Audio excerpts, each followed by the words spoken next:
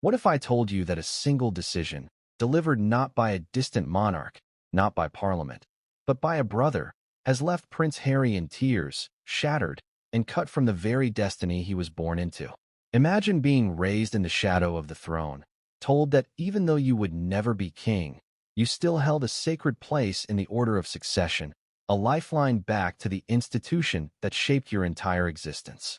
And then, one day, with the stroke of a pen and the authority of your brother, that lifeline is severed forever. Gone. Erased. This is not a fairy tale. It's not fiction. This is the stark reality of what Prince William has just set into motion, an unprecedented act that doesn't just affect Harry's life, but shakes the very foundation of the monarchy itself. And yet, as devastating as this sounds, it didn't happen overnight. It is the climax of years of tension, betrayal, loyalty tested, and choices that have pushed both brothers into roles neither could escape. Before we continue, please hit the like button, subscribe to the channel, and turn on the notification bell for updates. But let's pause for a second. Ask yourself, if you were in William's shoes, what would you have done? Could you allow a brother who repeatedly questioned the monarchy, who sold his story to Netflix, who wrote a memoir filled with bombshells, to remain in line to the throne? Or would you do what William did?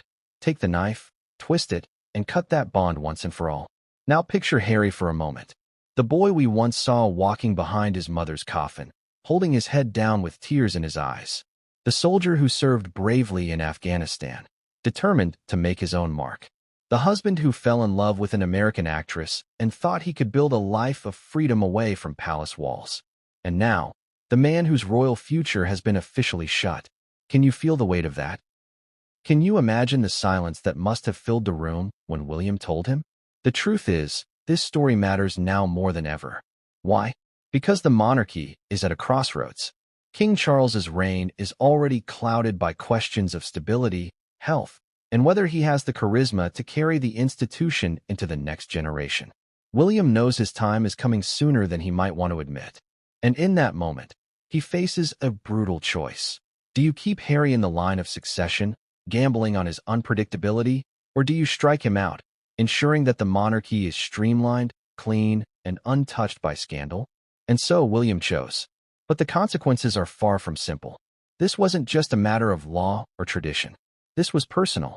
This was two brothers, once inseparable, now standing on opposite sides of an unbridgeable chasm. But let's rewind. Because before we reach the explosive moment of Harry's tears, we need to understand how we got here. From their mother's death to the fallout of Megxit, from loyalty tested to trust destroyed, this story is layered with years of build-up. And every layer adds fuel to the fire that William has finally unleashed. Think back to the early years. Diana's boys, William the dutiful heir, Harry the cheeky spare. Together, they were the faces of the monarchy's future. Even after Diana's tragic death, they leaned on each other. William became the steady anchor. Harry became the one who brought levity, laughter, and a bit of rebellion. For the public, they were inseparable, bound by loss and destiny. But beneath the surface, the roles were already shaping them into very different men.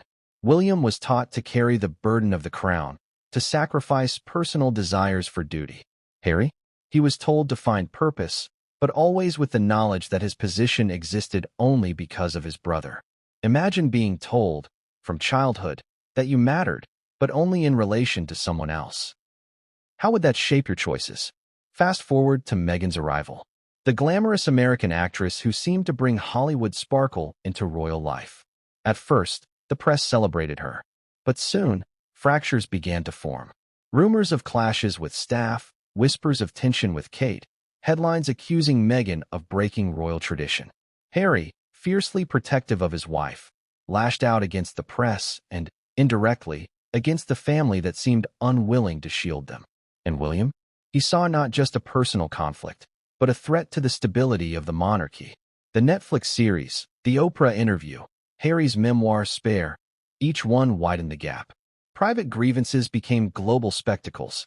William, trained his entire life to keep family matters silent, must have felt betrayed beyond words. Because the monarchy survives on image, secrecy, and unity, Harry shattered all three. And yet, Harry always carried with him one card, the line of succession. No matter how far he strayed, no matter what bridges he burned, he remained in the order. A reminder that, legally, he was still part of the royal machinery. Perhaps, deep down, that gave Harry comfort. Perhaps he thought that no matter how estranged things became, the door would never fully close. But William saw it differently.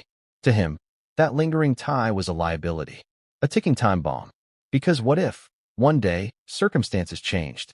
What if the public began to sympathize with Harry again? What if the monarchy's survival demanded a reshuffling? Could Harry, after everything, ever be trusted again?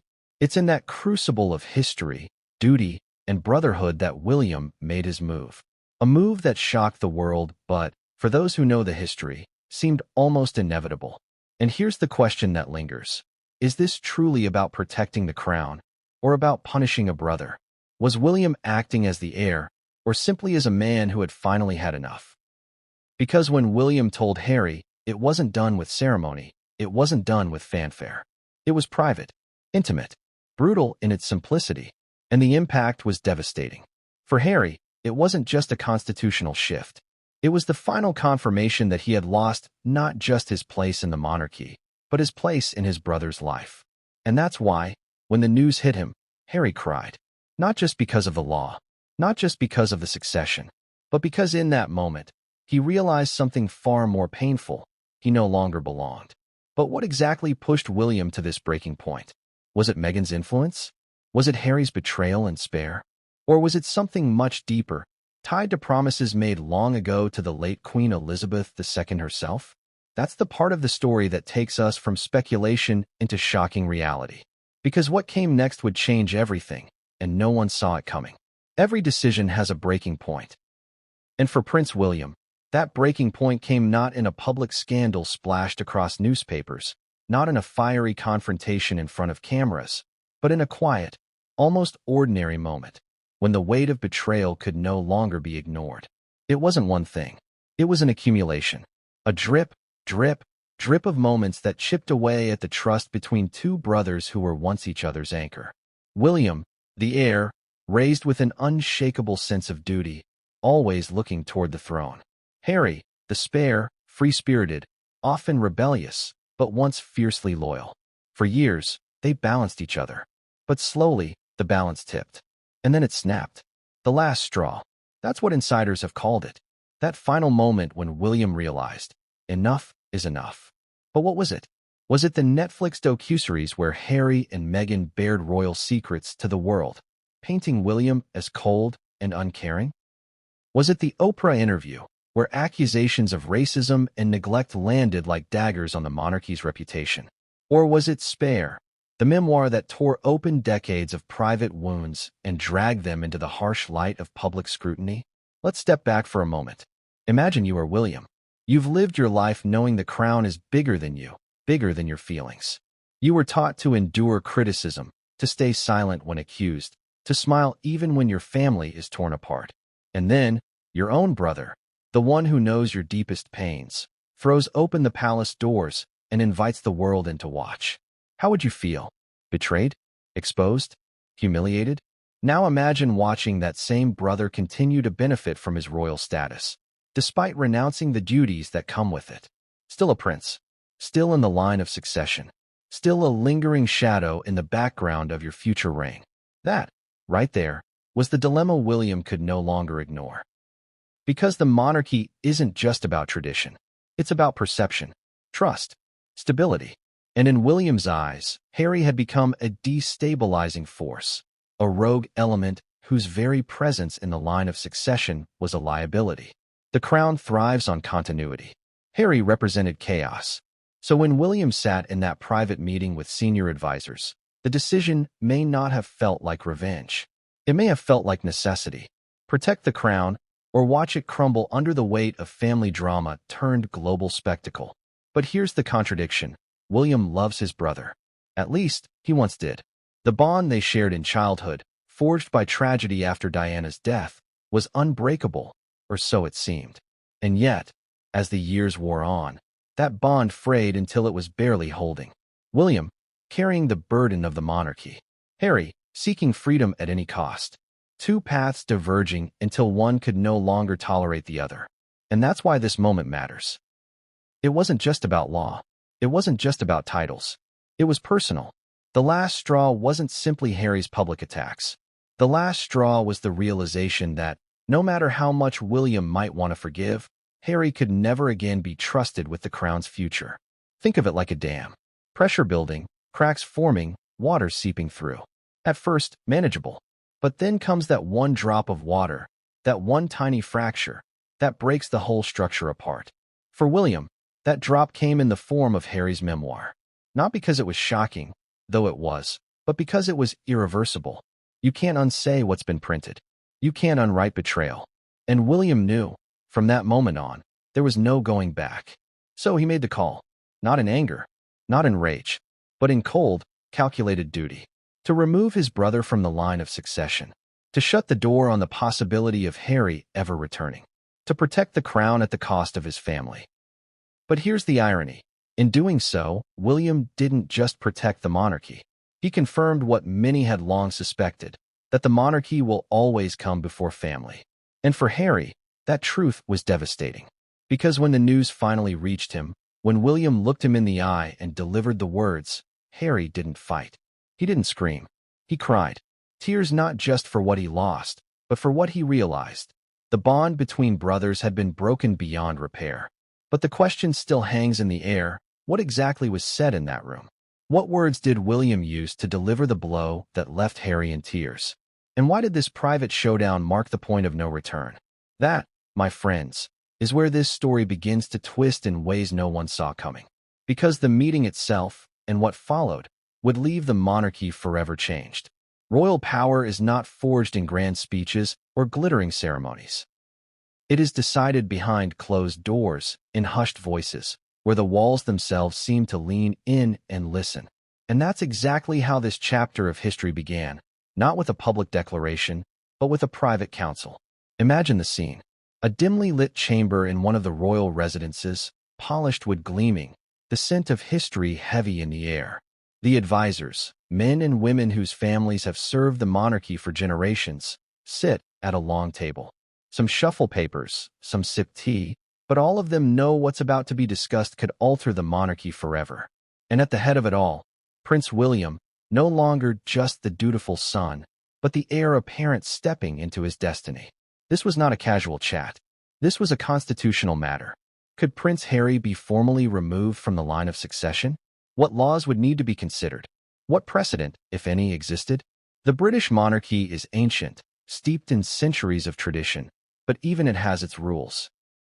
And yet, rules bend when power demands it. William listened as advisors laid out the options. To some, Harry was a problem to be contained, a risk to be neutralized. To others, he was still the king's son, an asset who, if reconciled, might yet be useful. But William had made up his mind. The debate, in truth, was only formality. Think of the monarchy as a chessboard. Every piece has its purpose, its position. The king, Charles, may sit on the throne, but his power is ceremonial, fragile, dependent on public trust. The queen consort lends dignity and support. The heir, William, is the guaranteed future, the certainty of continuity. And then there's the spare.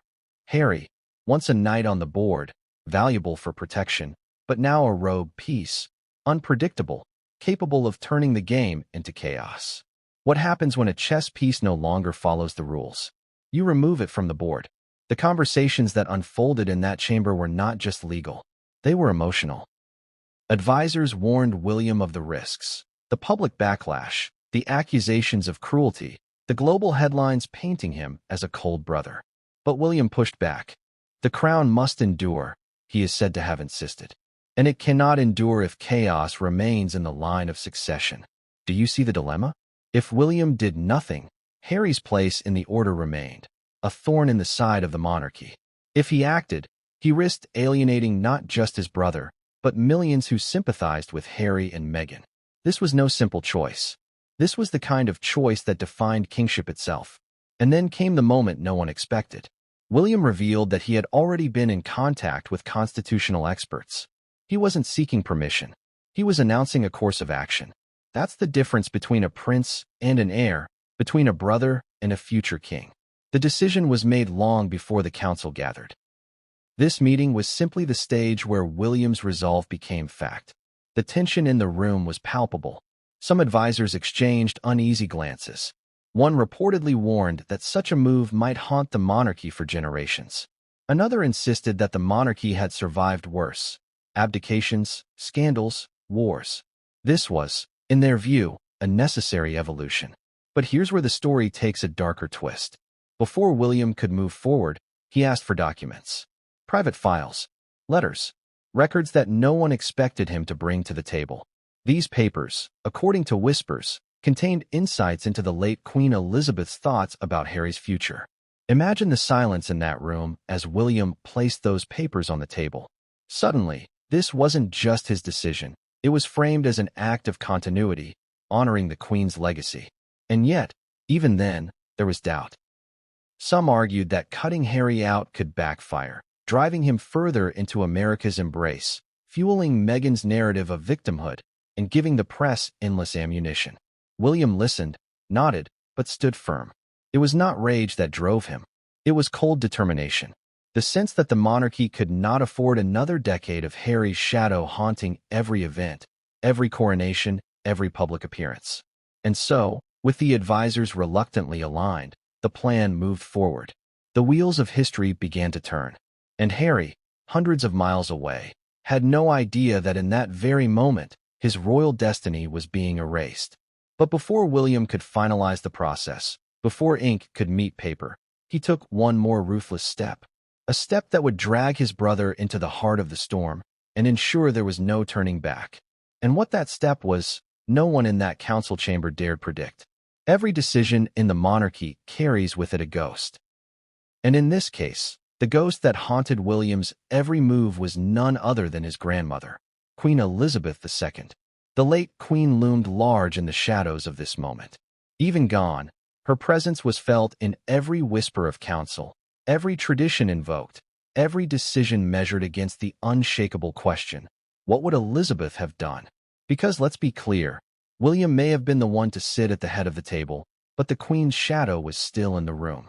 And in the minds of many, the most pressing issue was not simply, can we remove Harry from the line of succession, but would the Queen have approved of it? Picture it. The advisors leaning forward, William's jaw tight, the papers on the table untouched. One of the older courtiers speaks first, reminding the room of the Queen's famous mantra: never complain, never explain. She had lived by those words, and by doing so, she had preserved the monarchy through storms that would have sunk any other family. Would she have sanctioned an act so dramatic, so final, as cutting her grandson from the royal future? At first glance, you might think not. The Queen had always carried herself as a grandmother before all else in her private moments.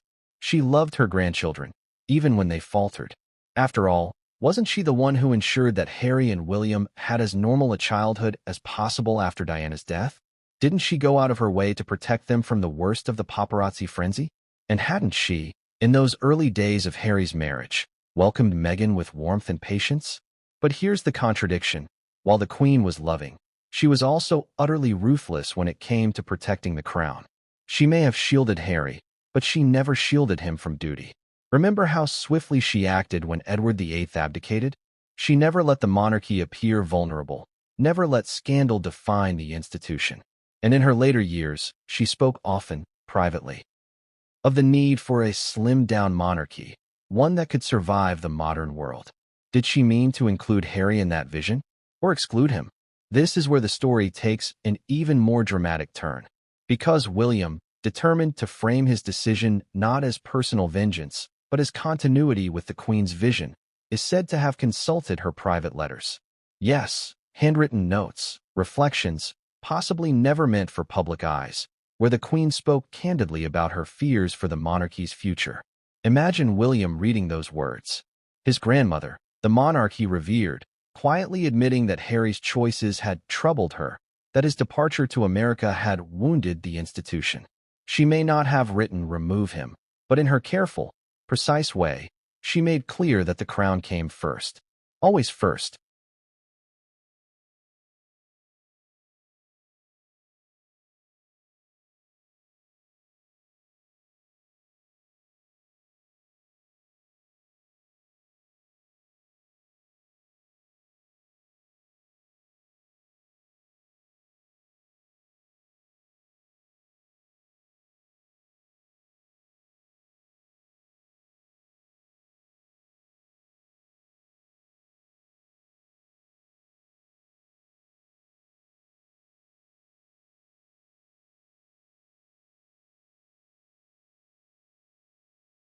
Now ask yourself this. If you were William, sitting with those letters in your hands, would you see them as a grandmother's lament or as a monarch's guidance? William chose the latter. And so, in that private council, he leaned on her words as justification. Not his choice, not his anger, but the Queen's legacy. But this is where the tension explodes into irony. Because while William invoked Elizabeth's name to strengthen his case, others in the family would later argue that the Queen's love for Harry would have made her resist such a permanent cut. Princess Anne, for one, had always spoken of the Queen's quiet compassion. Even Charles, torn between his sons, would insist privately that Elizabeth would never have wanted her grandson erased entirely. And yet, the fact remains. The Queen's philosophy of putting duty above family was legendary. And William, trained from birth to embody that philosophy, saw no contradiction. To him, removing Harry wasn't betrayal. It was loyalty to everything the Queen had stood for. But let's linger here for a moment. Can you imagine the emotional weight of that? A grandson, using his grandmother's private words to justify removing his brother's future. It's Shakespearean, almost biblical. Duty wrapped in betrayal, love entangled with ruthlessness. And then came the whispers. What if those letters, those reflections, ever came to light? What if the world discovered that the Queen, so often seen as a symbol of quiet family unity, had in fact harbored doubts about Harry? Could the monarchy survive the revelation that even Elizabeth herself saw Harry as a risk? The stakes had just been raised, because William's choice wasn't only about removing Harry. It was about gambling with the Queen's reputation, her memory, her sacred image in the eyes of the people. If those letters were ever revealed, they could rewrite the way history remembered her. And yet, William pushed forward. He framed his decision as an act of fidelity to her. The Queen's legacy, carried into a new age, even if it meant severing the last threads of brotherhood. But here's the question that hangs like a blade over this chapter. Did William truly believe Elizabeth would have agreed? Or was he using her name as a shield for a decision that was, at its core, entirely his own? Because when the moment finally came to tell Harry, it wasn't the Queen's words that cut him. It was William's. And Harry's tears didn't fall for Elizabeth's legacy. They fell for a brother's betrayal. But before that emotional confrontation, something else happened, something that would make Harry's pain even deeper. Because William's framing of the Queen's approval was only one part of the story. The other part was Harry's own shattered dream, his last fragile hope that he might one day return to the fold. And when that hope was destroyed, the impact was devastating. And that moment, the collapse of Harry's dream, is where we go next. For Harry, the crown was more than an institution. It was a paradox. A gilded prison, yes, but also a lifeline. Because no matter how far he strayed, no matter how loudly he proclaimed his independence, a part of him clung to the safety net of destiny. He could always say, I am still in the line of succession. I am still a son of the king. I am still a prince of this realm. And then, in one crushing moment, that was gone. Think back to the boy we all watched walking behind Diana's coffin. 12 years old, eyes down, shoulders heavy with grief no child should bear. In that moment, Harry wasn't just a prince. He was every boy who had ever lost his mother. And the world pitied him. The world embraced him. For years, that sympathy followed him, cushioning his life even as he stumbled. People excused his mistakes, laughed at his antics, adored his cheeky grin. Because deep down, they remembered the boy who lost his mother. But pity doesn't last forever. Sympathy fades, and as Harry grew older, the very thing that once shielded him began to suffocate him. His role as the spare meant always being second best, always standing in William's shadow. He tried to carve out his identity, through the army, through his charities, through Invictus games. And for a while, it worked.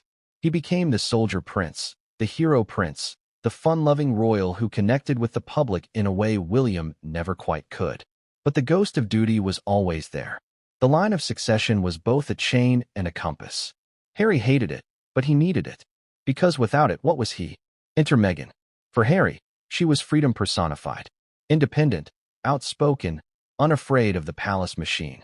With her, Harry could imagine a life away from the crown.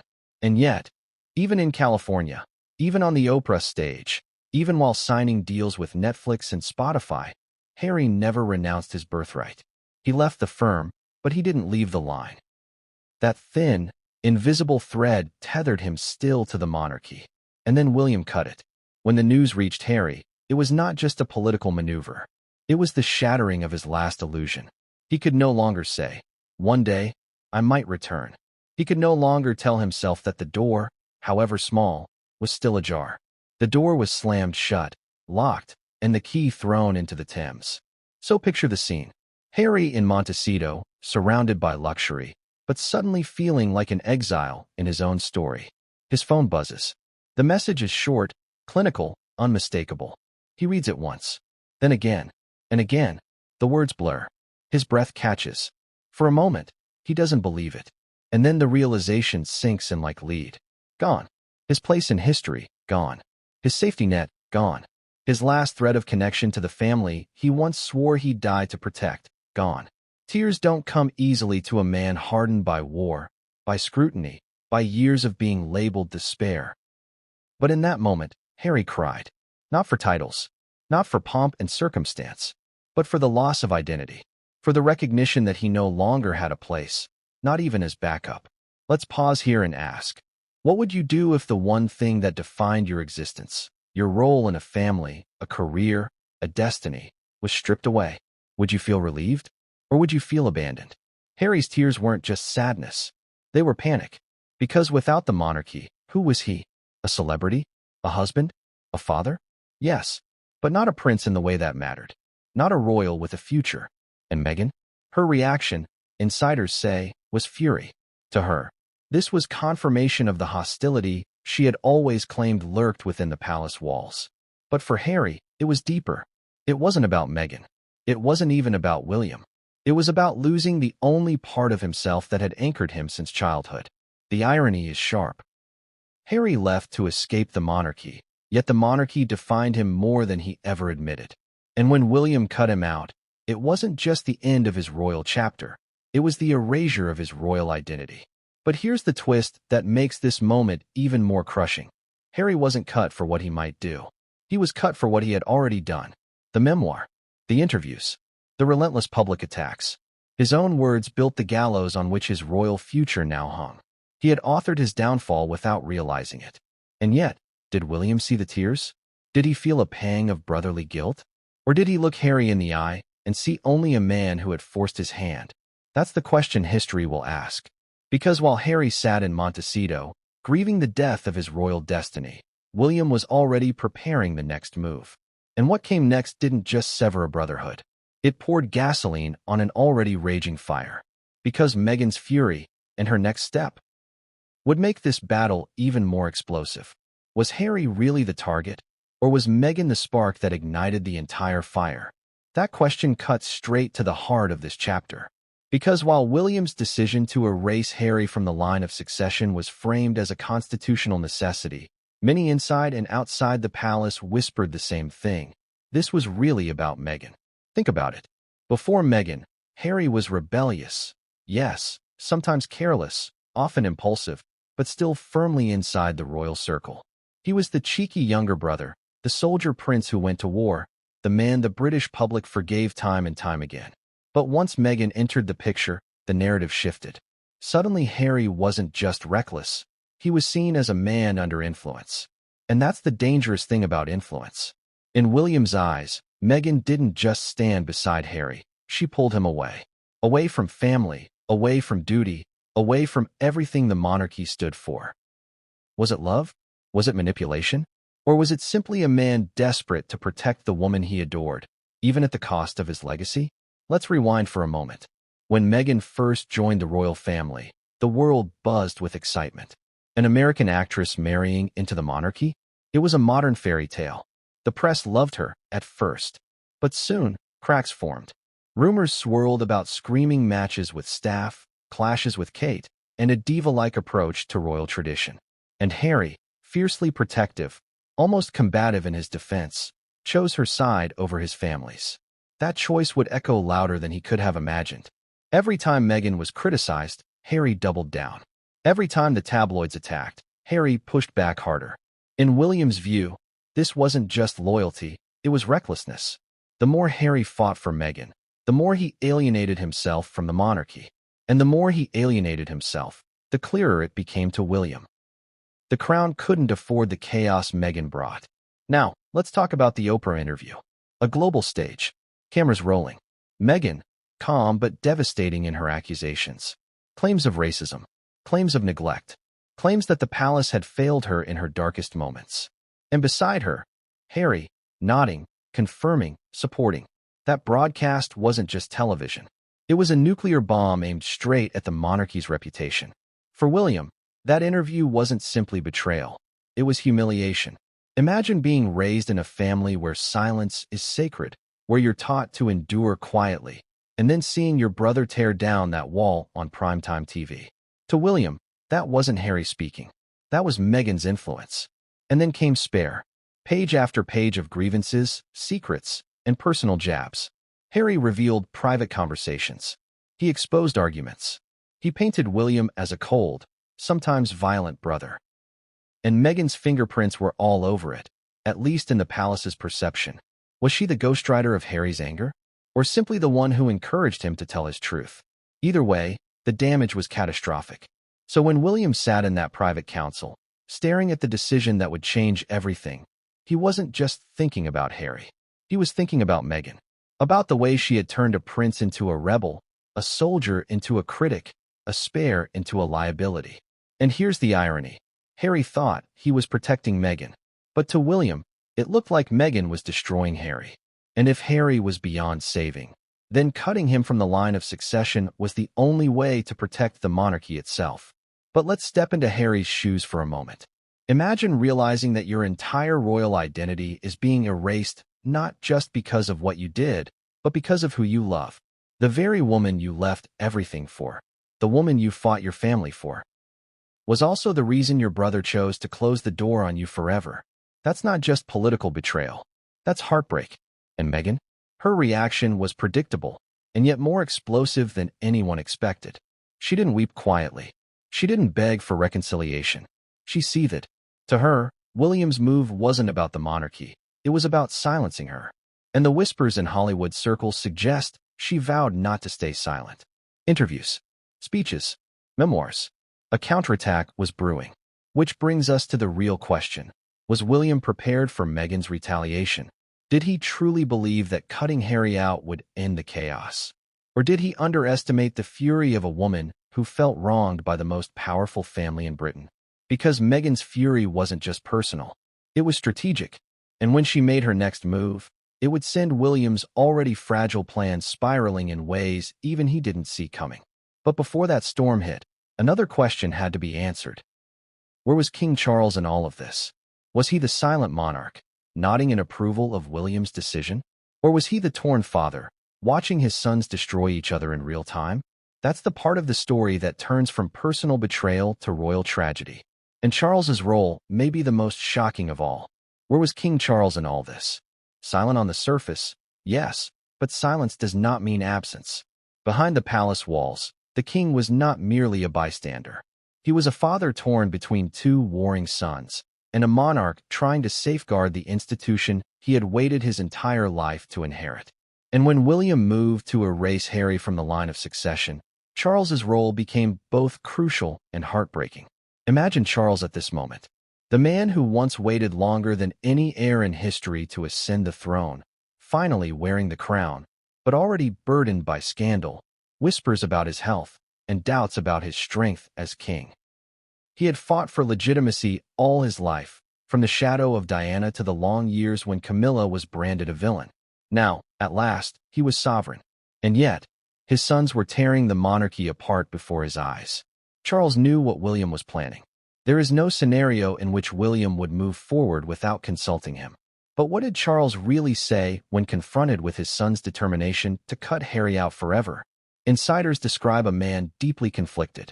On one hand, Charles had always loved Harry's fiery spirit. He admired his bravery in the military, his charisma with the public. In private, he often referred to Harry as his darling boy, even after the exile to America. And deep down, Charles believed in reconciliation.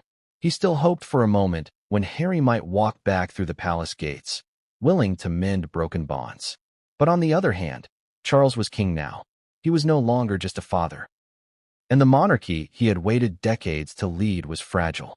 The institution could not afford another decade of Harry's accusations, interviews, and tell-all books. Every time Harry opened his mouth, Charles's reign seemed weaker, more embattled. The crown itself was under siege. So the question became, could Charles separate the father from the king? Could he tell William to stand down for the sake of his youngest son? Or would he nod silently, giving his heir the approval he needed? Here's where the story takes a devastating twist.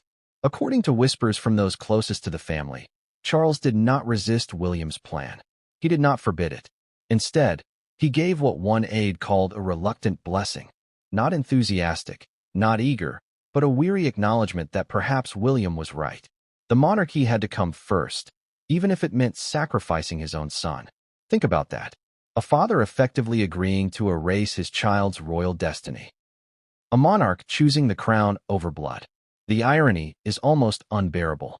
Charles himself once lived as the unloved son, overshadowed, misunderstood, desperate for approval. And now, he was repeating the cycle, turning his back on Harry in the name of duty. But here's the haunting part. Before giving his blessing, Charles reportedly sent a message to Harry. A private note, soft in tone, heavy in sorrow. It wasn't a warning, it was an acknowledgement. Something along the lines of, "I wish things could have been different." Can you imagine receiving that? Knowing your father will not stop your brother from cutting you out? That the King of England loves you as a son, but not enough to protect you as a prince? And William? For him, this was victory cloaked in grief. The moment Charles gave that reluctant nod, William's plan had the full weight of the monarchy behind it. No advisor could argue. No counsel could delay. The heir and the king were united, however painfully. But unity in decision did not mean unity in heart. Charles, insiders say, was left shaken. He knew the cost. He knew Harry's tears would not just be personal, they would be global.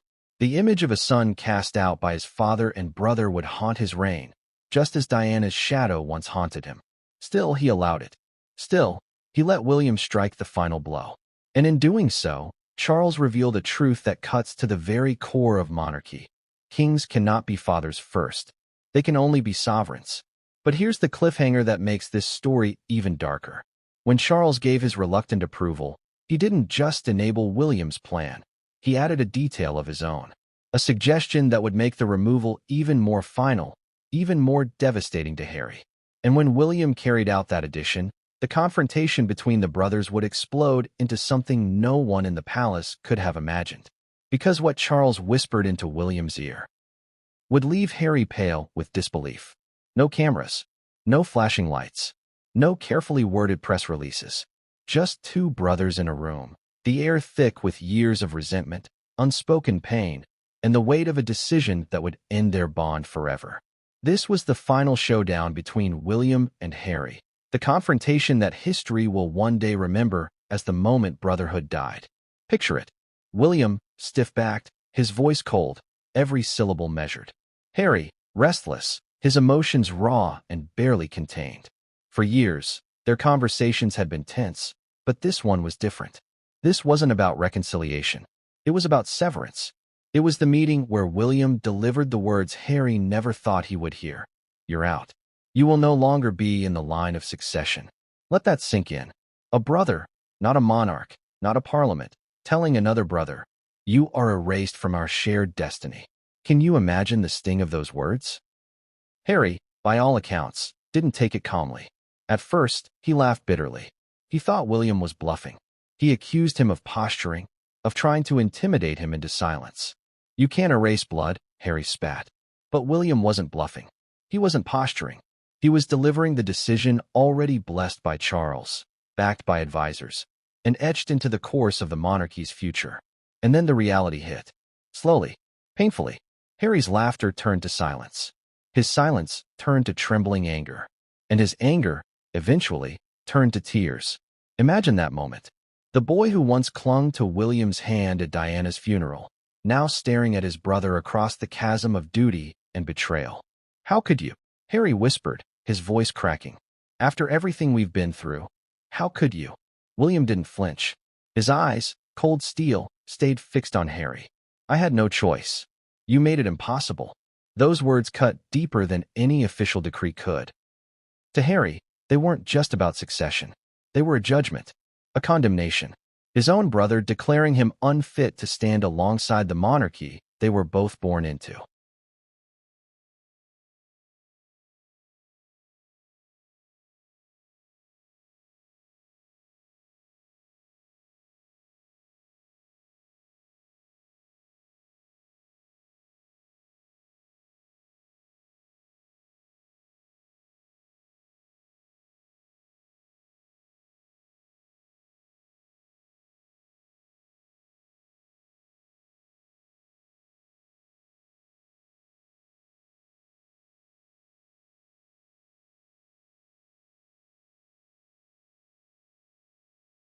But let's not pretend William was unmoved.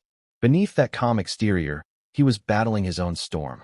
Memories of their childhood flashed in his mind.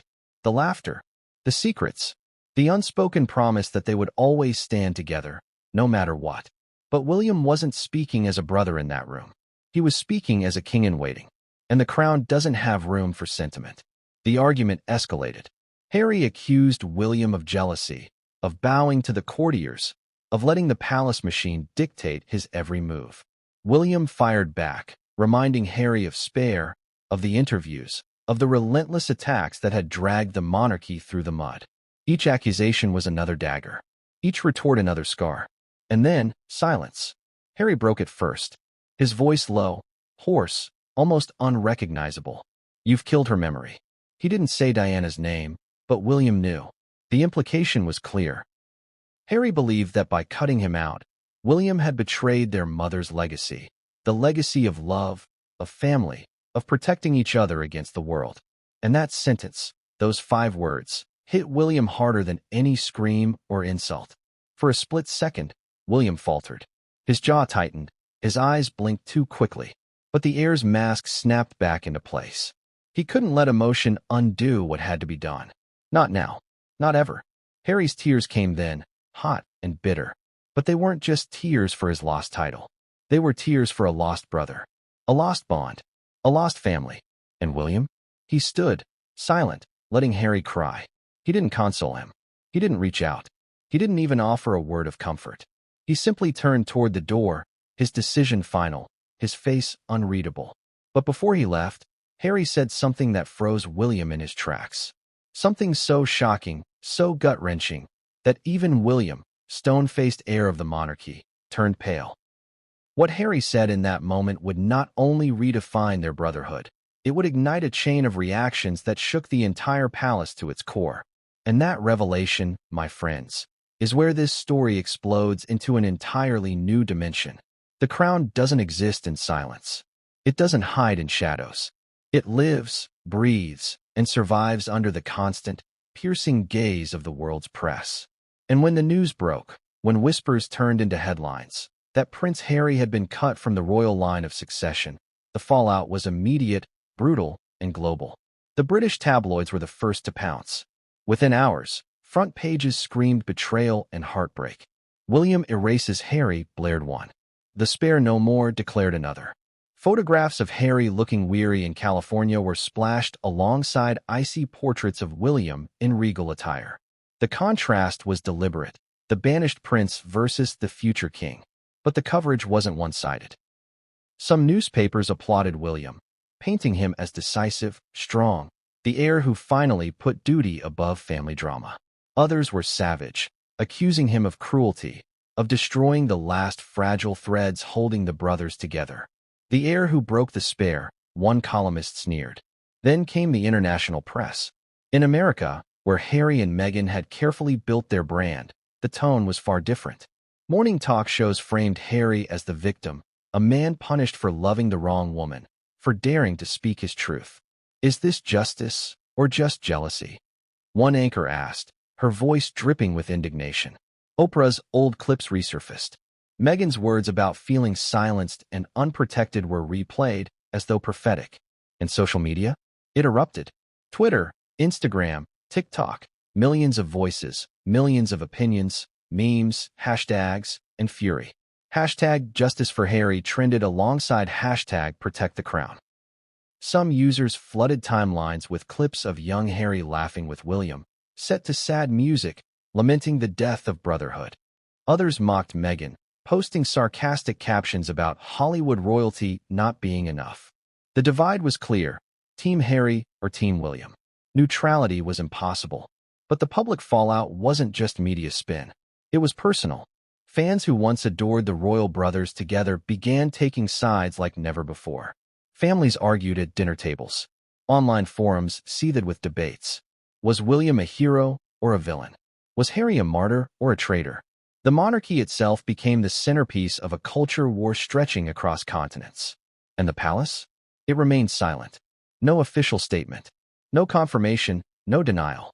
Just whispers from sources close to the family, feeding journalists scraps of information. That silence was strategic. The monarchy's oldest trick: let the storm rage, and eventually it will move on. But this time, the storm didn't fade. It grew. Because this wasn't just a decision. This was history rewritten. For centuries, the line of succession had been sacred, untouchable. To erase a prince, not for abdication, not for treason, but for scandal, that was unprecedented. Legal experts debated constitutional loopholes. Historians dug into dusty archives, comparing it to Edward VIII's abdication. But this wasn't Harry stepping down. This was Harry being shoved out. And then came the polls.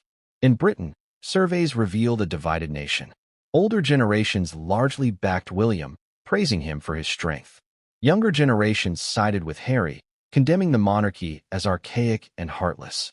In America, support for Harry soared. Sympathy flooded in, bolstering his and Meghan's image as underdogs against a ruthless institution. But amidst the noise, amidst the media frenzy, came the most dangerous reaction of all, from within the royal family itself. Because while the world debated, inside the palace, voices began to rise. Not everyone agreed with William's move. Not everyone thought cutting Harry was wise. And those disagreements weren't whispered. They were loud, sharp, and cutting. You see, the world's reaction was brutal. But it was nothing compared to the storm brewing inside Windsor's very walls. Because the loudest reaction came from the royals themselves. Not everyone inside the palace was ready to fall in line behind William's ruthless decision. Some supported him wholeheartedly. Others, however, saw his move as reckless, dangerous, even cruel. And as the world roared with its divided opinions, the quieter but far more consequential voices of the royal family began to speak. The first to weigh in was Princess Anne. William's aunt, the famously no-nonsense, duty-first royal, had little patience for Harry's antics over the years. She had watched with thinly veiled disdain as Harry and Meghan aired the family's dirty laundry on television, as they cashed in on deals with streaming giants, as they reduced the monarchy into something resembling a soap opera. To Anne, loyalty was non-negotiable. You were either for the crown or you were against it. And in her eyes, Harry had chosen the latter. So when William told her his plan and didn't flinch, "Do it," she reportedly said. "End it now, before it festers any further." Those words, short and sharp, were exactly what William needed to hear. And support gave him steel. It reminded him that he wasn't standing alone, that others in the family valued duty above blood. But then came Sophie, Duchess of Edinburgh. Quiet, reserved, never the type to make headlines. Sophie had earned the Queen's trust over decades of loyal service. She had always been sympathetic to Harry, especially during the chaos of his younger years. To Sophie, William's decision was too final, too brutal. She warned that pushing Harry out completely might only worsen the situation, turning him into a perpetual victim in the public eye. People will pity him, she is said to have cautioned. And pity can be dangerous. Her words echoed in William's mind. Sophie wasn't wrong. History had proven time and time again that public sympathy could topple monarchies faster than armies. Was he risking the very image of the monarchy by going too far? Meanwhile, whispers swirled about Camilla's position. The Queen Consort, long seen as a survivor of scandal herself, reportedly backed William in principle but urged caution in execution. She knew what it meant to be vilified by the public. She warned that if William looked too cold, too ruthless, it could turn the tide against him. "Don't look like you're punishing him for loving his wife," she supposedly told him. And then there was Charles, still torn, still haunted. Though he had given his reluctant blessing, those closest to him say he fretted in private. One aide revealed he spent hours pacing his study, muttering about a father's duty versus a king's duty. He couldn't undo the choice now, but the anguish gnawed at him. Behind the palace walls, the arguments grew heated. Family dinners turned icy. Corridors echoed with sharp whispers. Some royals applauded William for doing what had to be done. Others thought he had gone too far, severing a bond that could never be repaired. But the real shock came from an unexpected corner. A family member whose voice was usually quiet, suddenly speaking out with unusual force. Someone who refused to stand back this time. Their anger wasn't just about Harry. It was about the monarchy itself, about what kind of family they had become. Because just as the world debated William's choice, the royal family itself fractured even deeper. Lines were drawn, loyalties tested, and one voice, in particular, would erupt louder than all the rest, changing the entire course of the battle. But whose voice was it? And what did they say that left the palace stunned? That, my friends, is where the story takes its most explosive turn yet. You can silence Harry, but can you silence Meghan? That was the question hanging like a thundercloud over Buckingham Palace once William's decision became reality. Because Harry might cry, Harry might grieve, Harry might even retreat into himself. But Meghan? Meghan fights. Meghan speaks. Meghan does not go quietly. From the moment Harry received the devastating news, Meghan's fury boiled over. To her, this wasn't just about Harry being erased from succession. This was about her, too. She saw it as proof of everything she had warned the world about.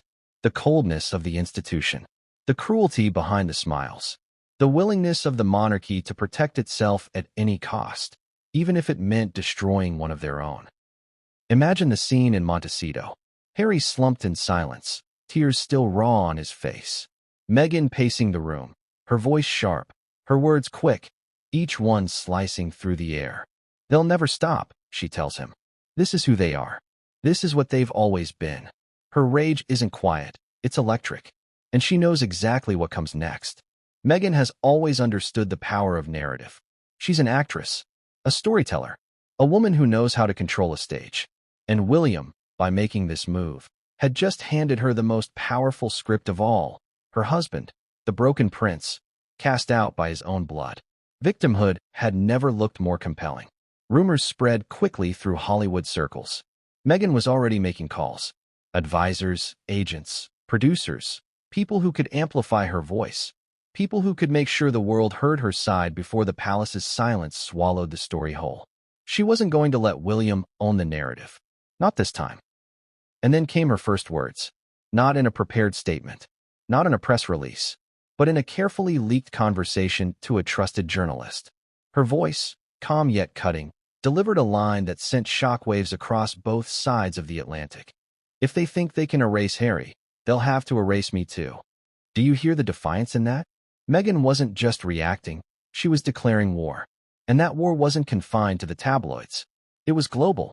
She had allies in Hollywood, sympathetic media voices in America, and a platform that stretched from podcasts to interviews to speeches on the world stage. For William, this was exactly the nightmare he had feared. Removing Harry was meant to silence chaos, to stabilize the monarchy. But instead, it lit Meghan's fire even brighter. Her fury became fuel. And the more she spoke, the more public sympathy tilted in Harry's favor. Clips of the Oprah interview resurfaced. Hashtags exploded again. People asked, why is William so afraid of Meghan Markle? But Meghan wasn't just venting rage. She was strategic. Every word she leaked, every appearance she planned, was crafted to shift the spotlight, not just onto Harry's pain, but onto William's cruelty. She wanted the world to see Harry as the sacrificial lamb of a cold monarchy, and herself as the defiant wife standing by his side. And here's the irony. The more Meghan fought back, the more William dug in. He saw her words not as a defense, but as an attack on the monarchy itself. And that made him even more determined to justify his choice. Which brings us to the question, did Meghan's fury strengthen Harry's position in the public eye? Or did it play straight into William's hands, proving exactly why Harry needed to be cut off? That's the contradiction that made this moment so explosive. Because every move Meghan made, every word she spoke, deepened the divide. not just between Harry and William, but within the entire royal family. And yet, beyond the personal drama, beyond the headlines and hashtags, loomed a far greater problem: the Constitution, the mechanics of succession, the legality of what William had just done. Because if the monarchy could cut out Harry, just like that, what did it mean for the institution's very foundations? Could history itself be rewritten by one heir's will? The answer would send shockwaves far beyond palace walls, into Parliament, into law books, into the very heart of the crown itself. Removing a prince isn't just family drama, it's a constitutional earthquake. The monarchy, after all, is not a club where membership can be revoked at will. It's a system codified in centuries of law, tradition, and precedent. And William's move to erase Harry from the line of succession wasn't just a personal strike. It was a rewriting of history. Let's set the stage. The line of succession is sacred. It is the lifeline that ensures the crown never falters, that when one monarch falls, another rises seamlessly. It is older than parliaments, older than many nations, the glue that has kept Britain's monarchy unbroken for over 1,000 years. Every name on that list matters, whether heir or spare. To be born into the line is to carry a thread of destiny stretching back to William the Conqueror. And now, one of those names was gone. The legal mechanics behind this are fascinating and chilling. You see, succession isn't simply up to William's personal desire. Parliament has a say. The Act of Settlement of 1701, the Royal Marriages Act, the Regency Acts. All these ancient laws govern who sits on the throne and who does not. For centuries, changes to the line have only come under extraordinary circumstances: abdication, religious disqualification, or death. But never, not once in modern history, had someone been erased for scandal. So how did William pull it off? The answer lies in quiet maneuvering. Advisors close to him leaned on a modern precedent: the sovereign's power, exercised through letters patent. These are royal decrees, tools used sparingly, but carrying immense weight. William, with Charles's reluctant blessing, pushed through a legal mechanism that formally recognized Harry's removal from succession, not as punishment, but as protection. The wording, insiders claim, was carefully crafted. It spoke of stability and continuity, not betrayal. But everyone knew the truth. And then there's the irony. By law, Harry was still a prince. By blood, he was still Charles's son. But on the constitutional chessboard, his piece had been swept off the board. He was, in effect, a prince without purpose. Legal scholars erupted in debate. Could this even stand? Some argued that Parliament would eventually need to ratify such a decision, otherwise it risked being challenged. Others insisted William's action was airtight, citing the monarch's prerogative powers. The very fact that scholars argued it all showed how unprecedented this was. For the first time in living memory, the monarchy's continuity wasn't guaranteed by tradition. It was being tested by innovation. And then came the historical comparisons. Edward VIII had abdicated in 1936, choosing Wallis Simpson over the throne. But that was his decision, his choice. Harry's case was different. He didn't abdicate. He didn't renounce. He was forcibly cut out. Historians began to ask, was this the harshest treatment of a royal in centuries? But let's not forget the public perception. To William's supporters, this was strength. A future king proving that the monarchy could adapt, could protect itself, could prune away branches that threatened the tree. To Harry's defenders, it was tyranny. A monarchy no longer bound by law or tradition, but by personal vendetta. Now here's the twist. By removing Harry, William may have opened a Pandora's box. If one prince can be erased for scandal, what stops future monarchs from reshaping the line for their own convenience? Could it happen again? Could it happen to others? That question rattled not just Britain, but every nation where the monarch is still head of state. And yet, while lawyers and historians debated, one truth stood out above all. Harry's removal wasn't just constitutional. It was personal. And for Harry, the legality of it didn't matter. What mattered was that he was out, and there was no path back. Because once your name is struck from history's list, once the thread of destiny is cut, there's no sewing it back in. Harry wasn't just sidelined. He was erased. But what happens to a man once his royal future is gone? What happens to the spare when he is no longer even that? Harry's isolation, his life beyond the crown, stripped of duty, stripped of identity, was about to become even more devastating. And the phone call he made in the aftermath was something no one could have predicted. Once your name is erased from the line of succession, you don't just lose a title, you lose an identity. And for Harry, that identity had been fragile for years. He had always wrestled with what it meant to be the spare. Sometimes it was a burden, sometimes it was a gift, but it was always something. And now, with one decision from William, even that something was gone. Isolation.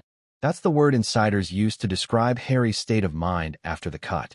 Imagine sitting in a sprawling Montecito mansion, surrounded by sunshine, wealth, and celebrity neighbors, yet feeling like a man with no country, no duty, no anchor. The irony couldn't be sharper. He had left the palace for freedom, but that freedom now felt like exile. Harry had always told himself that no matter how messy things got, there was still a road back, a reconciliation, a chance, no matter how slim. That he might one day walk through palace gates not as an outsider, but as a son of the crown again. That hope gave him comfort. It gave him leverage. It gave him purpose. But William's decision slammed the door shut. Permanently. So what does a man do when his last bridge to his family is burned by his own brother? For Harry, the tears turned into silence. He stopped answering calls from certain friends. He withdrew even further from the few remaining ties he had in Britain. Meghan, furious and fiery, wanted to fight. But Harry? Harry wanted to disappear. He wandered the grounds of his